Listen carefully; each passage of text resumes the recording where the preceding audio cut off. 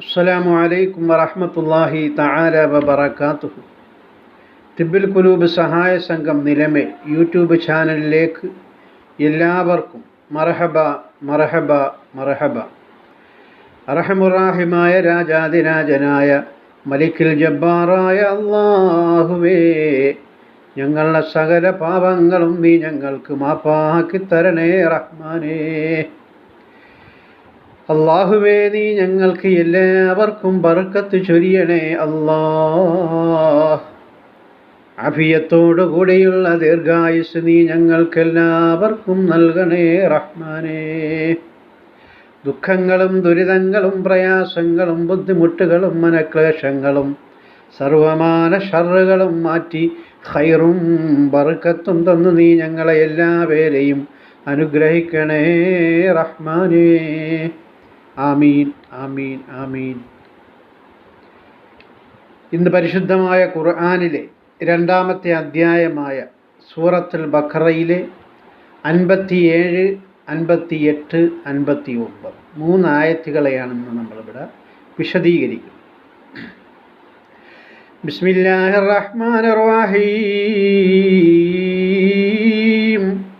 വളല്ലൽനാ അലൈക്കുമുൽ ഗമാമ വഅൻസൽനാ അലൈക്കുമുൽ മന്ന വസ്സൽവാ കുലൂ മിൻ ത്വയ്യിബാതി മാ റസഖ്നാകും വമാ ളലമൂനാ വലാകിൻ കാനൂ അൻഫുസഹും യളിമൂൻ.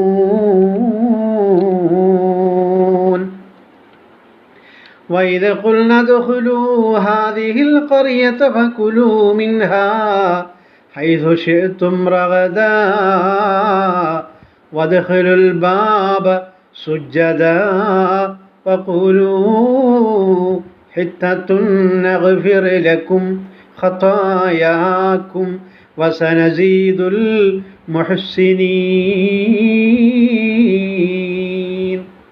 فبدل الذين ظلموا قولا غير الذي قيل لهم فأنزلنا على الذين ظلموا رجزا من السماء بما كانوا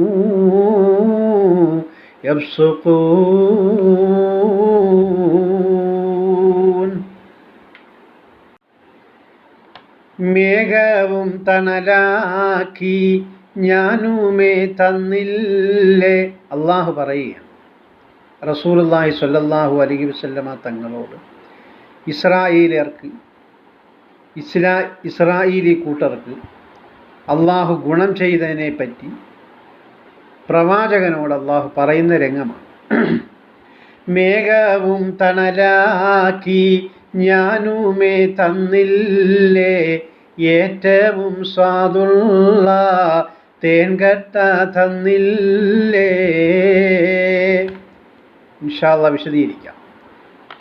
കാടപ്പക്ഷിയെയും ആഹാരമായി ഞാൻ തന്നതും നിങ്ങൾക്ക് ഓർക്കണം.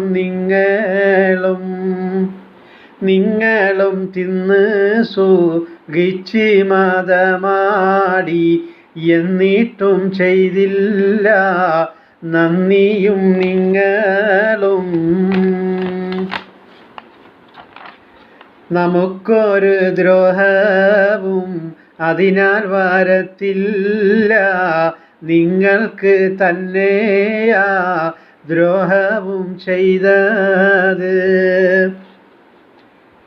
ഈ കാണും പട്ടണം നിങ്ങൾക്കും ഞാനുമേ വസിക്കാനും ഭക്ഷിക്കാനും യഥേഷ്ടം ഞാൻ തന്നില്ലേ.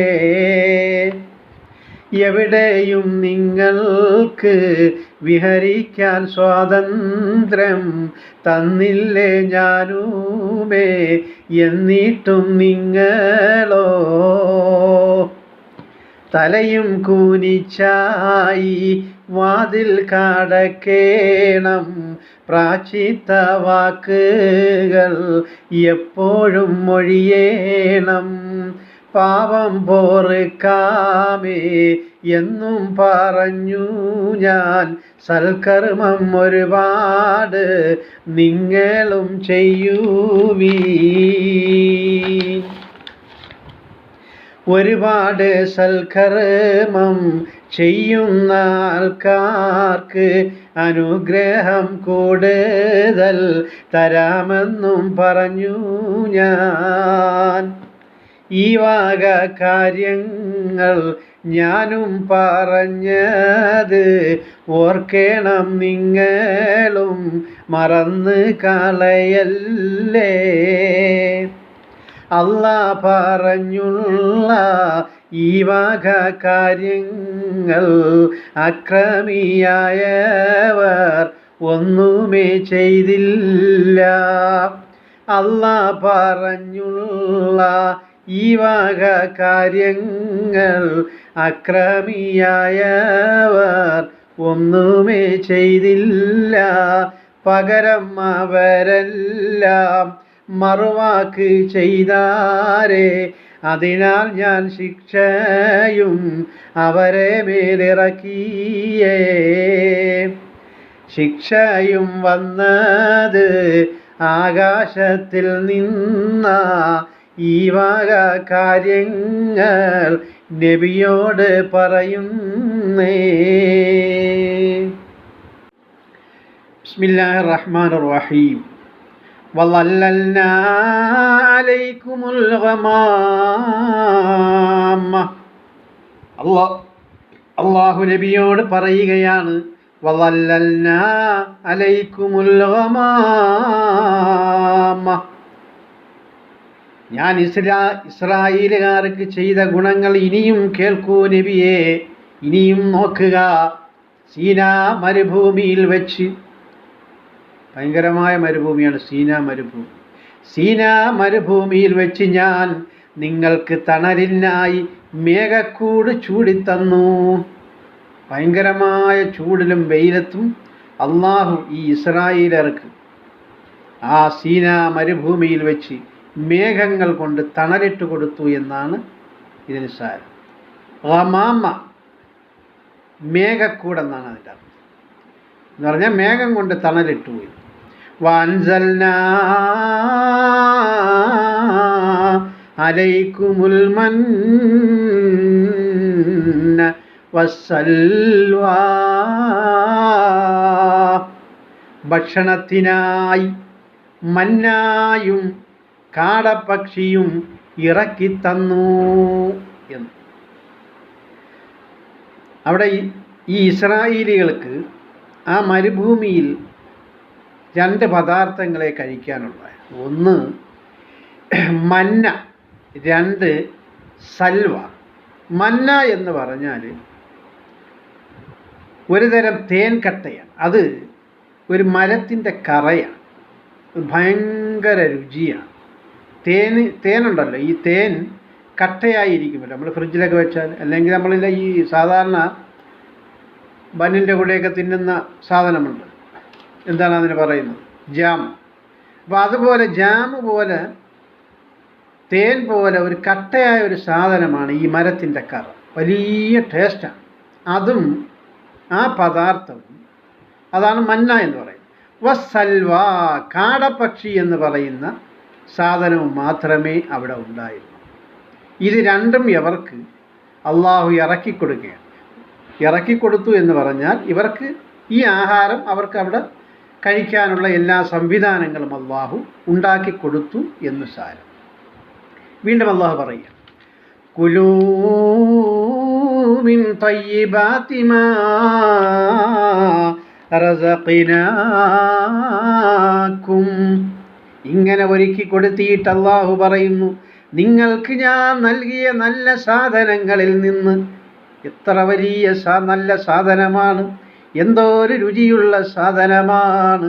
ലോകത്ത് ആദം മുതൽ പ്രവാചകൻ മുഹമ്മദ് മുസ്തഫ സ്വല്ലല്ലാഹു അലൈഹി വസല്ലമ തങ്ങൾ വരെയുള്ള ഒരൊറ്റ ജനതയ്ക്കും ഒരൊറ്റയാളും ഇത്ര സുന്ദരമായ രുചിയുള്ള ഭക്ഷണ പദാർത്ഥം കഴിച്ചിട്ടില്ല. ഇനി നാളെ ആഖിറത്തിൽ സ്വർഗത്തിലല്ലാതെ ഇത് കഴിക്കാനും പറ്റുകയില്ല. നിങ്ങൾക്ക് ഞാൻ നൽകിയ നല്ല സാധനങ്ങളിൽ നിന്ന് നിങ്ങൾക്ക് ആവശ്യമുള്ളത് ഭക്ഷിച്ചു കൊള്ളുക എന്ന് ഞാൻ അവരോട് അരുളി നബിയേ. നബിയോടാണല്ലോ ഈ പറയുന്നത്. വമാ ളലമൂനാ വലാകിൻ കാനൂ അൻഫുസഹും യളിമൂൻ. ഇത്രയുമൊക്കെ ഞാൻ ചെയ്തിട്ടും എന്നിട്ടും ധിക്കാര സ്വഭാവം നിങ്ങൾ കൈവെടിഞ്ഞില്ല. എന്നാൽ അവർ നമുക്ക് യാതൊരുവിധ ദ്രോഹവും വരുത്തി വച്ചിട്ടില്ല. ഇവർ ഈ ധിക്കാരം കാണിച്ചെങ്കിലും നമുക്ക് യാതൊരുവിധ പ്രശ്നവുമില്ല. അള്ളാഹു പറയുകയാണ്, പിന്നെയോ അവരെ തന്നെയാണ് ദ്രോഹിച്ചത് നബിയേ. മനസ്സിലായി? അവരെ തന്നെയാണ് അവർ ദ്രോഹിച്ചത് നബിയെ. താഴോട്ട് നോക്കാം. വഇദ ഖുൽനാ ദഖലൂ ഹാദിഹിൽ ഖറിയത ഫകുലൂ മിൻഹാ ഹൈസു ശിഅ്തും റഗദാ. അവസാനം അവരോട് ഞാൻ പറഞ്ഞു നബിയെ, ആ സന്ദർഭം സ്മരണീയമാണ്. ഈ പട്ടണത്തിൽ പ്രവേശിക്കുകയും ഈ ആഹാര സാധനങ്ങളെല്ലാം മരുഭൂമിയിൽ വെച്ച് കൊടുത്തിട്ട് ഇത്രയും അക്രമങ്ങൾ അവർ കാണിച്ചിട്ടും ഞാൻ അവരോട് പറഞ്ഞു നബിയെ, ഈ പട്ടണത്തിൽ പ്രവേശിക്കുകയും നിങ്ങൾ മരുഭൂമിയൊക്കെ വിട്ടിട്ട് നല്ല ഒരു പ്രദേശമുണ്ട്, ഒരു പട്ടണമുണ്ട്, ഈ പട്ടണത്തിൽ നിങ്ങൾ പ്രവേശിക്കുകയും എന്നിട്ട് അതിൽ നിങ്ങൾക്ക് ഇഷ്ടമുള്ളിടത്ത് നിന്ന് യഥേഷ്ടം ഭക്ഷിച്ചു കൊള്ളുകയും ചെയ്യുക. ഇൻഷാ അല്ലാഹ് ആ പട്ടണത്തെ പറ്റി ലാസ്റ്റ് ഞാൻ വിശദീകരിക്കാം. ഈ പട്ടണം എന്ന് പറഞ്ഞത് എന്താണ്? വീണ്ടും അല്ലാഹു പറയുകയാണ്, വദ്ഖുലുൽ ബാബ സുജ്ജദാ വദ്ഖുലുൽ ബാബ സുജ്ജദാ. ആ പട്ടണത്തിൽ നിങ്ങൾ പ്രവേശിക്കുമ്പോൾ വളരെ വിനയത്തോടെ മാത്രമേ പ്രവേശിക്കാവൂ. സുജ്ജദ എന്ന് പറഞ്ഞാൽ അവിടെ സുജൂദ് എന്നല്ല അർത്ഥം. സുജ്ജദ എന്ന് പറഞ്ഞാൽ വളരെ വിനയത്തോടെ മാത്രമേ ആ പട്ടണത്തിൽ പ്രവേശിക്കാവൂ. കാരണം ആ പട്ടണം ഒരു ദൈവസന്നിധിയാണ് എന്നാണ് മുഫസ്സിരീങ്ങൾ, ഇതിൻ്റെയൊക്കെ വിശദീകരണം ചെയ്യുന്ന ആൾക്കാർ പറയുന്നത്. അപ്പം ദൈവസന്നിധിയാണെങ്കിലാണല്ലോ വളരെ വിനയത്തോടുകൂടി ചെല്ലണം എന്ന് അല്ലാഹു കൽപ്പിക്കാൻ ചാൻസ് ഉണ്ട്. വദ്ഖുലുൽ ബാബ സുജ്ജദ. ആ പട്ടണത്തിൽ നിങ്ങൾ പ്രവേശിക്കുമ്പോൾ വളരെ വിനയത്തോടുകൂടി മാത്രമേ പ്രവേശിക്കാവൂ. അപ്പോൾ അതൊരു ദൈവസന്നിധി ആയിരിക്കണം. നോക്കാം. വഖൂലൂ ഹിത്തത്തുൻ നഗ്ഫിർ ലക്കും ഖതായാക്കും. എന്നിട്ടോ നിങ്ങൾ അതിൻ്റെ കവാടത്തിലേക്ക് പ്രവേശിക്കുമ്പോൾ, നിങ്ങൾ അവിടെ പ്രവേശിക്കുമ്പോൾ നിങ്ങൾ പറയേണ്ട ഒരു കാര്യമുണ്ട്. അല്ലാഹുവേ, ഞങ്ങൾക്ക് ഞങ്ങളുടെ പാപങ്ങളെല്ലാം നീ പുറത്ത് തരേണമേ റഹ്മാനേ എന്ന് നിങ്ങൾ പറയുകയും ചെയ്യുക. അങ്ങനെ നിങ്ങൾ പറയുകയാണ് എങ്കിൽ നിങ്ങളുടെ പാപങ്ങൾ മൊത്തവും ഞാൻ പുറത്ത് തരുന്നതാണ്. വീണ്ടും അല്ലാഹു പറയുന്നു, വസനസീദുൽ മുഹ്സിനീൻ. മാത്രവുമല്ല, സുകൃതം ചെയ്തവരോട് ഞാൻ കൂടുതൽ ഔദാര്യം കാണിക്കുക തന്നെ ചെയ്യും. അപ്പോൾ ആ പട്ടണത്തിലേക്ക് കയറുമ്പം വളരെ വിനയത്തോടും ഞങ്ങളുടെ പാവങ്ങൾ പുറത്തു തരണേ അല്ലാഹുവേ എന്നും ഒക്കെ പറഞ്ഞുകൊണ്ടേ ആ പട്ടണത്തിൽ കയറാവൂ. അവിടെ കയറിയാൽ തന്നെ നിങ്ങൾ ഇഷ്ടംപോലെ അമലുകൾ, സുഹൃതങ്ങൾ ചെയ്യണം. അങ്ങനെ സുഹൃതങ്ങൾ നിങ്ങൾ ചെയ്യുന്നവർക്ക് ഞാൻ ഒരുപാട് ഗുണങ്ങൾ ഞാൻ നൽകുന്നതാണ് എന്ന് അല്ലാഹു പറയുകയാണ്. അവർ ചെയ്തതോ, ഫബദ്ദലല്ലദീന ളലമൂ ഖൗലൻ ഗൈറല്ലദീ ഖീല ലഹും. എന്നാൽ അക്രമികളായ കൂട്ടർ അവരെ ഉപദേശിച്ചിരുന്ന വിനയസൂചകങ്ങളായ വാക്കുകൾ മാറ്റിക്കൊണ്ട് തൽസ്ഥാനത്ത് അവരോട് ഉപദേശിച്ചതല്ലാത്ത വാക്കുകളാണ് അവർ ഉപയോഗിച്ചത്. ഫഅൻസൽനാ അലല്ലദീന ളലമൂ റിജ്സൻ മിനസ്സമാ.